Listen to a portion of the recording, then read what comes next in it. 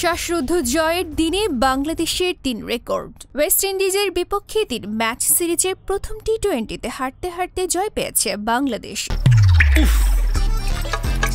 কুয়াশায় সালসুইয়ে পানি আর কত হয়রানি আছে সমাধান। বসত ঘরে লাগাও আনোয়ার শীট, সারা ঘর থাকে শুকনা, সর্দি কাশিও থাকে দূরে। আনোয়ার শীট। ম্যাচ শেষ ওভারে জয়ের জন্য ওয়েস্ট ইন্ডিজের দরকার ছিল ১০ রান। উইকেটে ছিল রোফম্যান পাওয়েল। তৃতীয় বলে তাকে ফেরালে হালে পানি পায় বাংলাদেশ। ১৯.৫ ওভারে ওয়েস্ট ইন্ডিজ ১৪০ রানে অল আউট হলে ৭ রানের জয় পায় বাংলাদেশ। এ জয় সিরিজে ১-০তে এগিয়ে গেল টাইগাররা। ম্যাচে ব্যাট হাতে ব্যর্থ হলেও বাংলাদেশের উইকেটরক্ষক হিসেবে টি-20-র এক ম্যাচে সবচেয়ে বেশি ডিসিমিলারের নতুন রেকর্ড গড়েছেন লিটন কুমার দাস। লিটন এই কীর্তির পথে পেছনে ফেলেছেন তার নিজের সহ নুরুল হাসান, সোহান এবং মুশফিকুর রহিমের ৩ ডিসিমিলারের ৪ রেকর্ড।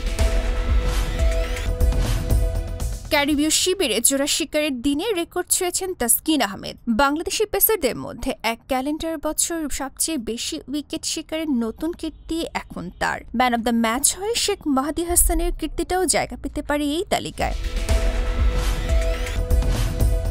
স্পোর্টস ডেস্ক, গণমানুষের আওয়াজ।